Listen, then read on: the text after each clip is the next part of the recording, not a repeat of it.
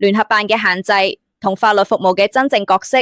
雖然聯合辦喺好多滲水個案中發揮重要作用，但制度本身其實有明顯限制。例如，如果滲水源頭涉及食水供應喉管、外牆排水系統或者天台防水層，有時未必完全屬於第132章嘅衛生滋擾範圍，需要轉介去水務署或屋宇署，令處理時間進一步延長。近年，政府喺黃大仙、元朗等地試行新安排，將基本調查同專業調查同步進行，理論上可縮短約30%時間，亦都有建議修例加強入屋權力，甚至將不合作行為刑事化。但現實係，當調查無法完成，結果不明確，或者對方完全拒絕維修，法律行動往往係唯一出路。舉個例子，業主可以透過律師發出正式維修要求，向法院提出民事索償，追討修葺費用同損失。又或者涉及法團爭議時，由法律專業人士協助處理責任分攤。滲水問題唔只係技術問題，亦係制度同法律問題。